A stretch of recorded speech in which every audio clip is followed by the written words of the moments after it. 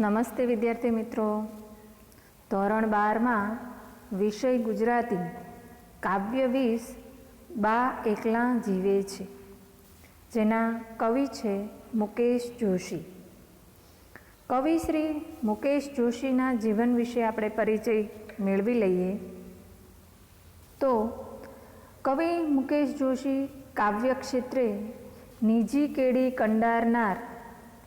તેમનું પૂરું નામ કવિ મુકેશ દુર્ગેશભાઈ જોશીનો જન્મ 2/10/1964 વડાલી, ઈડર ઈડર જિલ્લો સાબરકાંઠા ખાતે થયો હતો. અભ્યાસ મોડાસાની સર્વોદય સ્કૂલમાં કર્યો હતો. ડિપ્લોમા સિવિલ એન્જિનિયર તેમજ MA જેવી શૈક્ષણિક ઉપાધિઓ તેઓ ધરાવે છે. તેમના સાહિત્ય સર્જન વિશે વાત કરીએ તો ખાસ નોંધપાત્ર કૃતિઓ આપણે નોંધી લઈશું, જેથી હેતુલક્ષી પ્રશ્નોની અંદર આપણને ઉપયોગમાં આવે. તો તેમણે જે કાવ્ય સંગ્રહો આપ્યા છે એ કાવ્ય સંગ્રહોના નામ છે કાગળને પ્રથમ તિલક, ત્રાણ તેમજ 2 પંક્તિના ઘરમાં. આ તેમના નોંધપાત્ર કાવ્ય સંગ્રહો છે. હવે આગળના તાસની સંદર્ભે તમને ખ્યાલ આવી ગયો હશે કે હેતુલક્ષી પ્રશ્નોની અંદર આકૃતિઓના પ્રશ્નો કેવી રીતે પૂછાતા હોય છે. તો કવિ મુકેશ જોશીના કાવ્ય સંગ્રહનું નામ છે કાગળને પ્રથમ તિલક, ત્રાણ, 2 પંક્તિના ઘરમાં. આ ઉપરાંત તેમણે જે કેટલાક નાટકો લખ્યા છે, તો એ નાટકોનું નામ છે જળ અભિષેક, અંતરયાત્રા, એક સાંવરિયો બીજો બાવરિયો, રૂપિયાની રાણી ને ડોલરિયો રાજા. આ તેમના જાણીતા અને પ્રમુખ કહી શકાય તેવા નાટકો છે. તેમને જે એવોર્ડ પ્રાપ્ત થયા છે, ત્રીજા હેતુલક્ષી પ્રશ્નના સ્વરૂપમાં પૂછી શકાય કે તેમને જે એવોર્ડ મળ્યા છે તો શહીદા એવોર્ડ, જયંત પાઠક એવોર્ડ, સુરત અને ગુજરાતી સાહિત્ય અકાદમી એવોર્ડ તેમજ હરીન્દ્ર દવે એવોર્ડ 2010માં તેમને પ્રાપ્ત થયા છે. તો ફરીવાર રિપીટ કરી દઈએ કે Mukesh જોશીને શહીદા award, Jayant Pathak award Surat, Gujarat Sahitya Akademi award તેમજ હરીન્દ્ર દવે એવોર્ડ 2010 તેમને પ્રાપ્ત થયા છે. વિષય વસ્તુની પસંદગીથી લઈને એની અભિવ્યક્તિની ભાવ સાધના, ભાષાને લઈ તેમની કવિતાઓ સૌનું ધ્યાન ખેંચે છે. અહીંયા પણ જે કાવ્ય છે, કાવ્યનું નામ છે બા એકલા જીવે છે.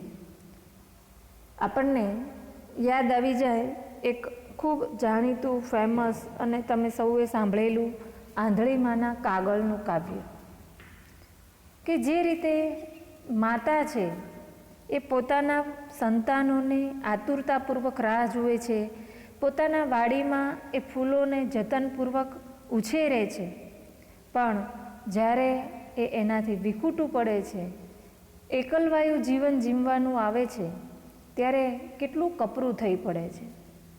આ કાવ્યમાં પણ કવિએ આવી જ કંઈક ભાવના કવિએ રજૂ કરી છે કે જે રીતે ભૌતિક સુખ સંપત્તિ પાછળ, શહેરો પાછળ લોકોનું ઘેલું લાગ્યું છે, ગ્રામીણ સંસ્કૃતિ ધીમે ધીમે ઓછી થતી જાય છે અને શહેરી વસવાટનું મહત્ત્વ, શોખ વધતા જાય છે. 2 પેઢી વચ્ચે જે ભૌતિક અને માનસિક અંતર એ વધતું જાય છે. કે આપણા વડીલો, પૂર્વજો જે રીતે ગામડાની અંદર એકદમ તંદુરસ્ત જીવન જીવતા, શુદ્ધ આહાર વિહાર, આ એમનું એક જીવન હતું. અને અત્યારના સમયે તમે જોઈ શકો છો કે એ જ કુટુંબના ઉછરેલા સંતાનો જ્યારે શહેર જાય છે અને જે રીતે પોતાની સંસ્કૃતિને, પોતાના ઘરના સંસ્કારોને, પોતાની માતા અને ઘરના પ્રેમને, કુટુંબ પ્રેમને એ જે રીતે ભૂલતો જાય છે અને એની જગ્યાએ જે નવી આધુનિક પેઢી સાથેના એના સંબંધો, નવી ટેકનોલોજી સાથેના એના વળગણો એ આપણે જોઈએ છીએ અને સંબંધોની મીઠાશ છે એ ધીરે ધીરે કડવાશ એમાં પ્રસરતી જાય છે. શરૂઆતમાં જ્યારે પોતે પોતાનું ગામ છોડે છે ત્યારે એને પોતાની બા, પોતાની વાડી, પોતાનું ઘર એ યાદ આવે છે અને એને કારણે એ થોડા સમયે, થોડા મહિનાઓમાં એ પોતાના ગામડે, વતન એ આવી લે છે અને એક સામટું ઓક્સિજન, જીવવાનો તરવરાટ એ ભરી લે છે. પણ ધીમે એ પોતાના નાનકડા કુટુંબમાં અને પોતાના એ શહેરની અંદર વધતી જતી જવાબદારીઓની અંદર એટલી બધી એ ગૂંચવાઈ જાય છે કે ફરી હવે ધીમે આવવાનું ઓછું થતું જાય છે. અને સતત ગામડામાં રહીને જીવેલા એ વૃદ્ધ, એ વડીલ એ શહેરની આ જાગજમાળ ઝીલી શકતા નથી. પરિણામ સ્વરૂપ એ પણ ગામડું છોડી અને પોતાના સંતાનો વસે છે ત્યાં એ આવી શકતા નથી. અને કદાચ આવી પડે તો પણ આ સંતાનો અને એમના કુટુંબીઓને એ પસંદ આવતું નથી, અડચણરૂપ બને છે. કારણ કે ક્યારેય આવું ના જોયેલું, ક્યારેય આવું ના સાંભળેલું આ વડીલો એ સહન કરી શકતા નથી. અને પરિણામ સ્વરૂપ એ અત્યારના આપણા ગામડાઓ જોઈએ છીએ તો ત્યાં વડીલો સિવાય બહુ ઓછા લોકો આપણને ત્યાં જોવા મળે છે. તો આવી જ એક સરસ મજાની વાત આ ગીતની અંદર કરી છે. આ કાવ્યનો પ્રકાર છે ગીત. તો જેની અંદર કવિએ આ બાની એકલતા વિશે, કે જ્યારે આપણે બધાએ અનુભવ કર્યો છે કે જ્યારે વેકેશનમાં જઈએ છીએ ત્યારે કેવા ઉમળકાથી આપણું સ્વાગત થાય છે, કેટલી બધી રાહ જોઈ હોય છે.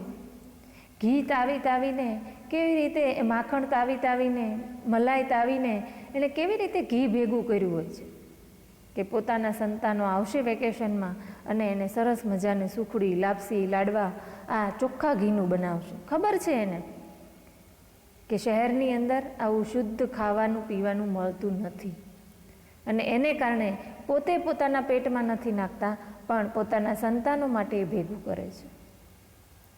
અને એ બધું જ આવી અને બાળકો વેકેશનનો ખૂબ લાભ લે છે. બાને પણ ખૂબ સારું લાગે છે, ભર્યું લાગે છે, પોતાનો ખાલીપો ઓગળી જાય છે. પણ જેવું સમય નજીક આવે છૂટા પડવાનો, સંતાનો જાય છે ઘર છોડીને, ફરીવાર બા એકલા પડે છે અને ફરી એના આંખમાંથી આંસુ ટપકી પડે છે. પણ આ એવા બા છે કે જેના આંસુ લૂસનાર દાદાજી પણ હયાત નથી. ને આવી સરસ મજાના વાતનું વર્ણન, એવી બ્યાની વ્યથાની વાચા આ કાવ્યમાં કવિએ આપી છે. રૂપક અલંકારો દ્વારા આ વેદનાને ખૂબ હૃદયસ્પર્શી રીતે અહીંયા મઢી છે કે જે રીતે વેકેશનથી ઘર હર્યુંભર્યું બનતું ત્યારે એકલતા નથી લાગતી. બા સૌના પર રસગુલ્લાની ચાસણી જેવું વહાલ વરસાવે છે. પણ હવે એવા દિવસો રહ્યા નથી. બે પેઢી વચ્ચેનું જે અંતર છે એ વધતું જાય છે. સંતાનોને હવે વેકેશનમાં અન્ય સ્થળોએ ફરવા જવું ગમે છે. જગતમાં આવી કેટલીય બાઓ છે જે કાગ ડોળે પોતાના સંતાનોની રાહ જોતી હશે. એવી કેટલીય માતાઓ છે કે જેમને એકલતા સાલતી હશે. તેમના જીવનમાં કેવો સુનકાર વ્યાપી જતો હશે, એનો અણસાર આ નવી પેઢીને ક્યાંથી હોય?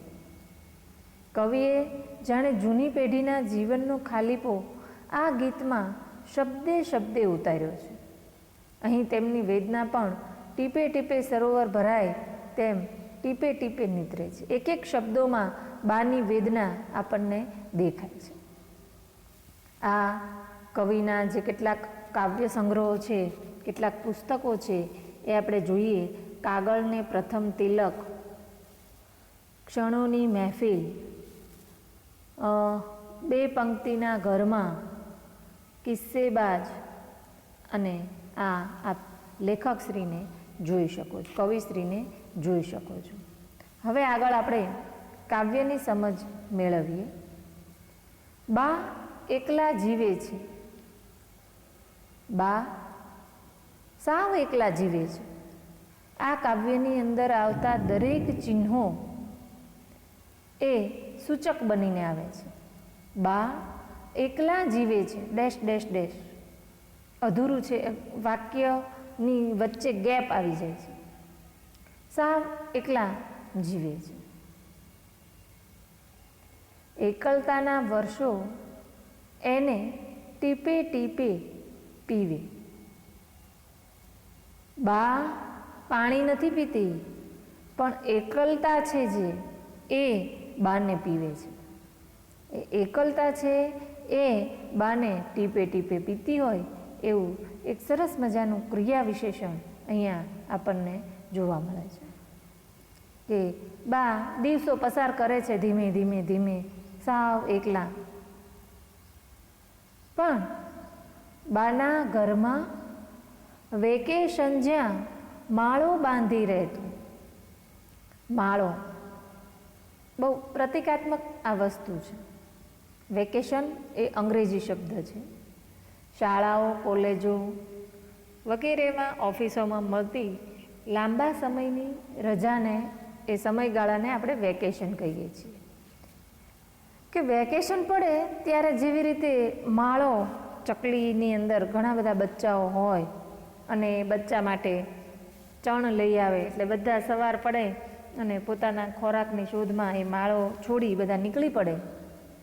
પણ જેવી રીતે સંધ્યા થાય એટલે માળો આખો પાછો ચીચિયારી અને કિલકિલાટથી ભરાઈ જાય, તેમ આ રીતે બાનો જે ઘરરૂપી માળો છે એ આમ તો આખું વરસ સૂનું હોય છે, પણ જ્યારે વેકેશન આવે છે ત્યારે આ માળામાં કિલકિલાટ થઈ જાય છે.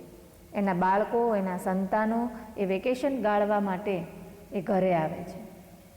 બાના ઘરમાં જાણે સંતાનો અને પૌત્રો પૌત્રીઓનો માળો બંધાતો, ઘર આનંદ કિલ્લોલથી ગુંજી ઉઠતું.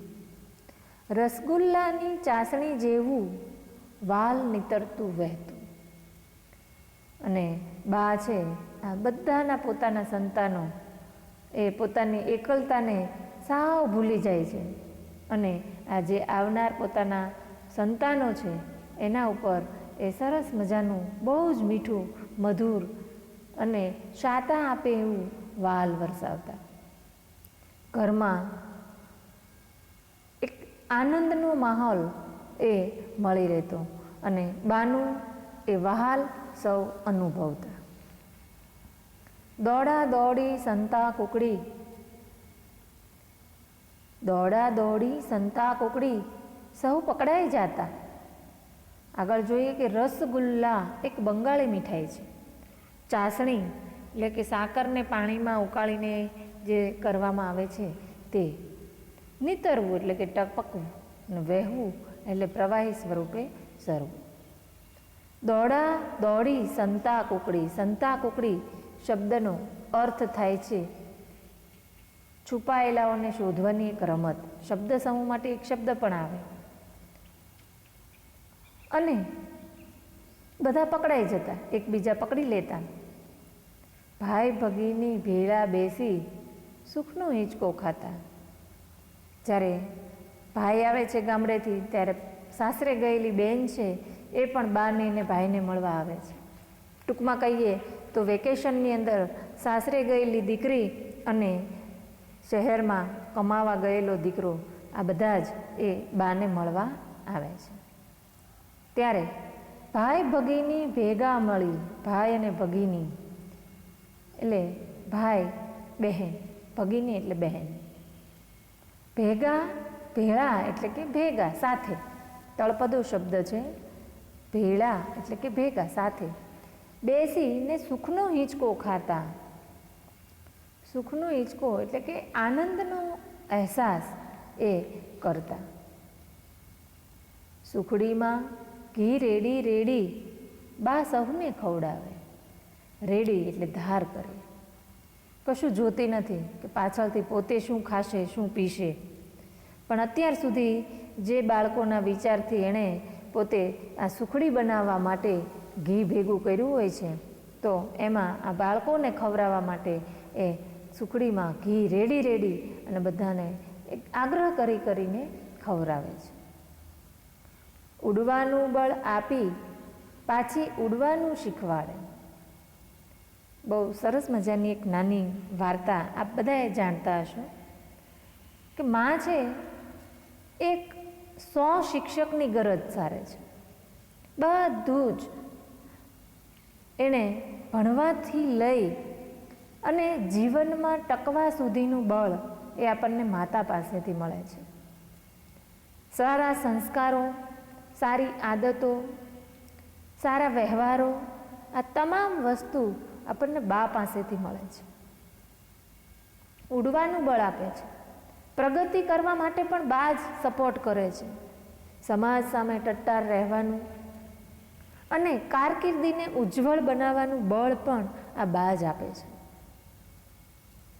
બતકના બચ્ચાની આપ સૌએ વાર્તા સાંભળી હશે કે ના પાડે છે બાળક, એ બચ્ચું બતકનું, કે મારે નથી તરવું, મારે ખાબોચિયામાંય નથી તરવું, મારે તળાવમાં નથી તરવું, મારે નદીમાં નથી તરવું, મારે સરોવરમાં નથી તરવું. બાને ચિંતા થાય છે, બચ્ચાની માને ચિંતા થાય છે કે આ ઉડશે નહીં, તરશે નહીં. બતક તો તરતું જ હોય પાણીમાં, તરશે નહીં તો એ કેવી રીતે જીવી શકશે? એની એ શક્તિનો અહેસાસ એને કરાવવો પડશે. એવી જ રીતે માણસ છે, દરેક માણસ પોતાની જન્મજાત શક્તિઓ લઈને જ જન્મે છે, માત્ર એનો અહેસાસ એને હોતો નથી. એ બતકના બચ્ચાને તળાવની કિનારે લઈ જઈ અને એ બતકની માં છે એને તળાવમાં ધક્કો આપી દે છે. થોડી વાર પેલું બતકનું બચ્ચું મૂંઝાઈ જાય છે, પણ જે ગુણો એનામાં છે જ પહેલેથી તરવાના, પોતે અજાણ હતું અને ધીમે ધીમે એ ડૂબકા ખાતું એ તરવા લાગે છે. અને પછી એને બહુ મજા આવે છે અને પછી તો એ આગળ પાછળ ઊંધું ચત્તું તરતા આવડી ગયું છે અને પછી તો બહાર નીકળવાનું નામ નથી લેતું.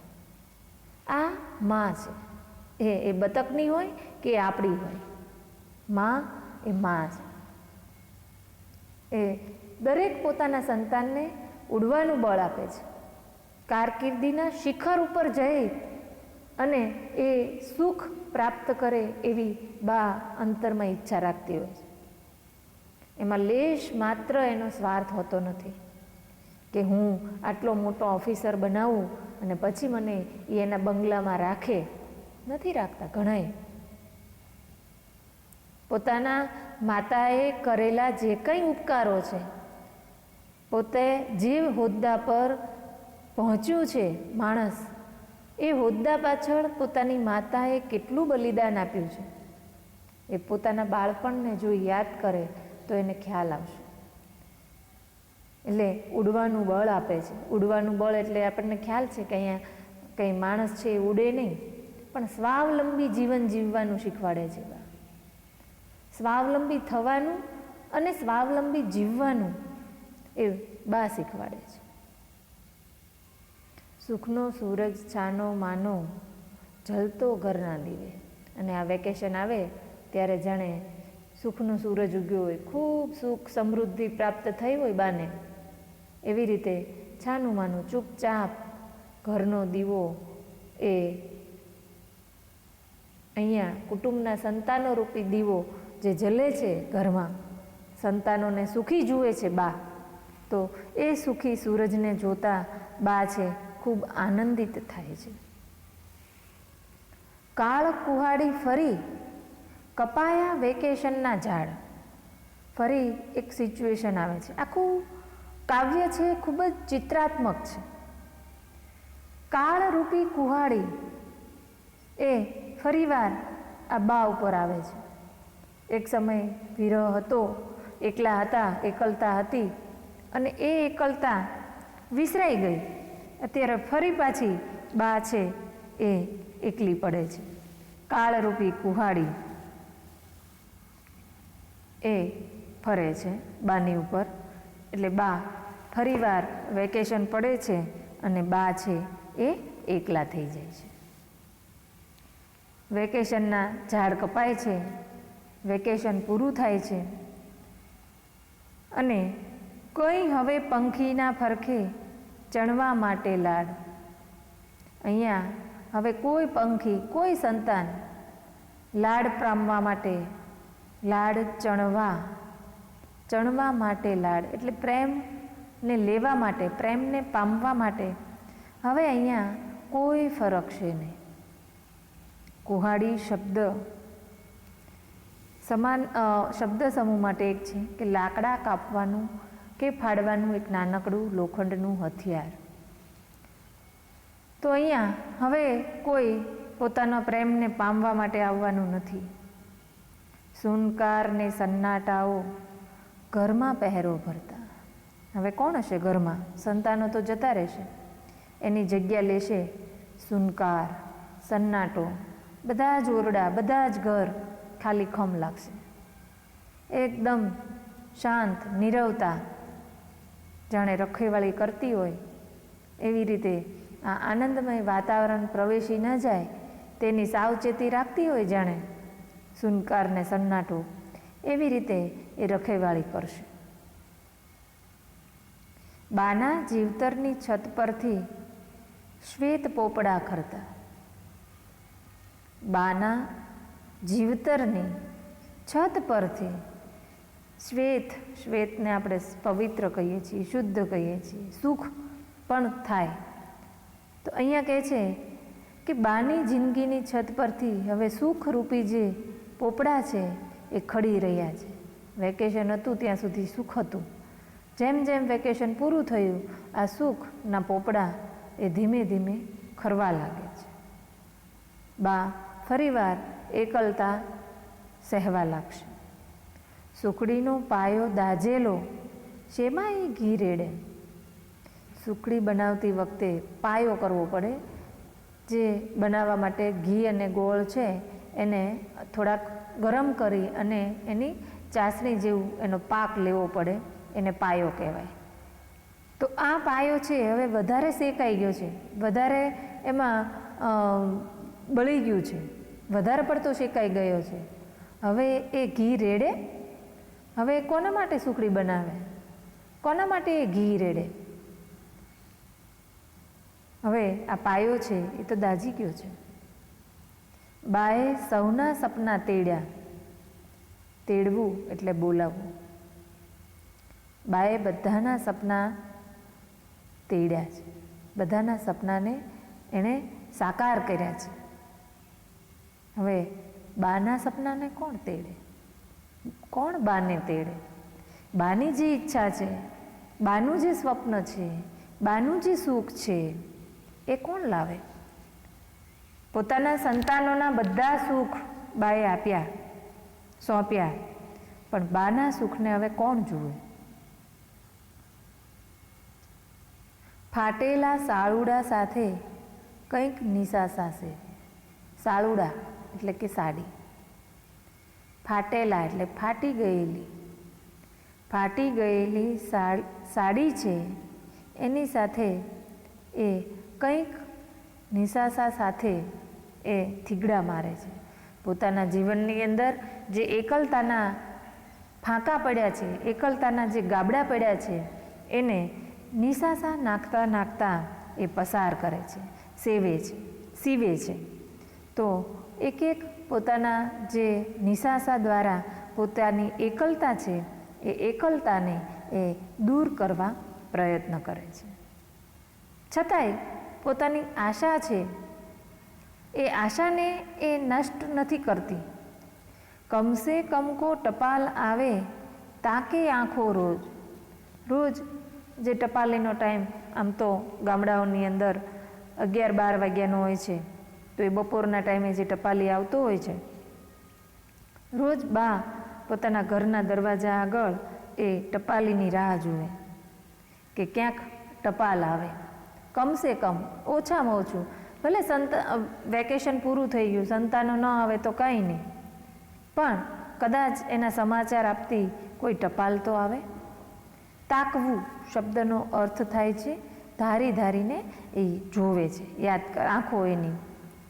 નીચું ગાલી જાય ટપાલી, ખાલી થાતો હોજ. ટપાલીને પણ ખબર હોય છે કે આ માજી છે એ રોજ પોતાની રાહ શા માટે જુએ છે. પોતાની સંતાનોને કોઈ ટપાલ આવશે, પૂછે પણ છે રોજ, કાં ભાઈ આજ મારા છોકરાની કે પોતાના સંતાનને કોઈ ટપાલ આવી એના વિશે એ ટપાલીને કાયમ પૂછે છે.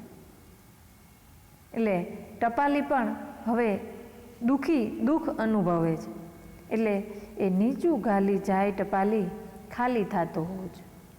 નીચું ગાલવું એટલે નીચું જોઈ અને એ ટપાલી છે જતો રહે છે, કંઈ જવાબ નથી એની પાસે. અને જેવો એ જતો રહે છે એટલે બાના હૃદય પર જે દુઃખ છે, જે વેદના છે, એ આંસુ બની અને નીકળી જાય છે. હોજ ખાલી થવો, કુંડમાં પાણી ના રહ્યું. એની આંખો હવે ખાલી થઈ ગઈ છે, પાછી ઘરમાં આવે છે. દાદાજીના ફોટા સામે ભીની આંખે પૂછે, પ્રેમ થયેલા દાદા એના આંસુ ક્યાંથી લૂછે.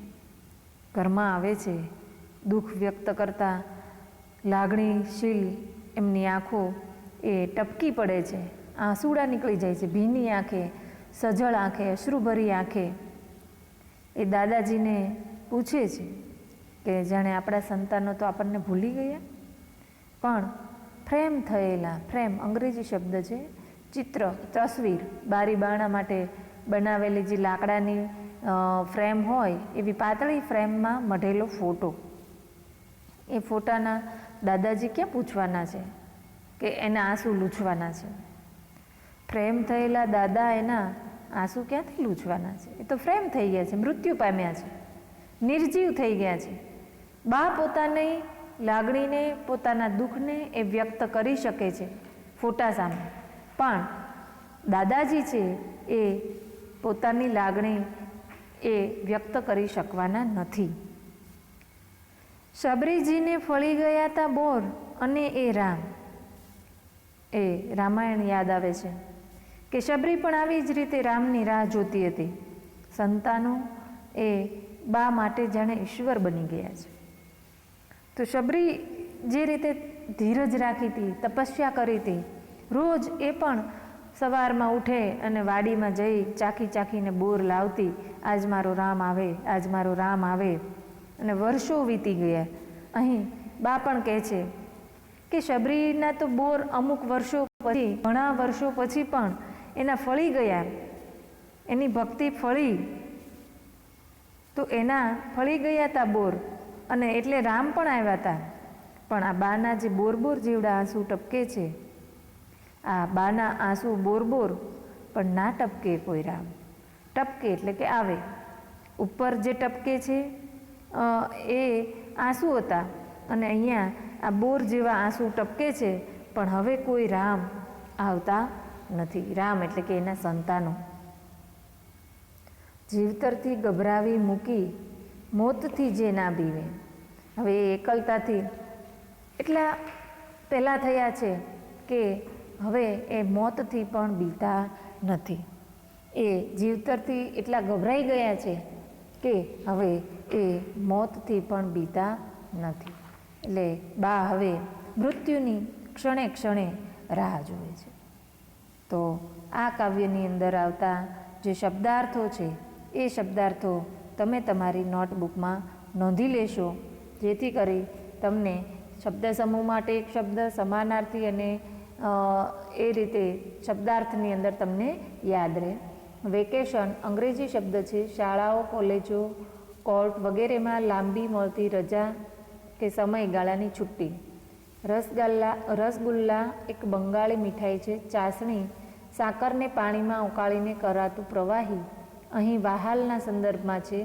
નીતરવું, ટપકવું, વહેવું, પ્રવાહી રૂપે સરવું. સંતા કુકડી છુપાયેલાઓને શોધવાની એક રમત. ભગીની એટલે બહેન, રેડવું એટલે ધાર કરવી, સુખનો સૂરજ એટલે ખૂબ સુખ સમૃદ્ધિ, છાનું માનું એટલે ચૂપચાપ, જલવું એટલે અહીંયા પ્રકાશવું, ઘરનો દીવો અહીંયા કુટુંબના સંતાનો રૂપી દીવો. કાળ કુહાડી, કાળરૂપી કુહાડી. કુહાડી એટલે કે લાકડા કાપવાનું કે ઝાડ કાપવાનું એક નાનકડું હથિયાર.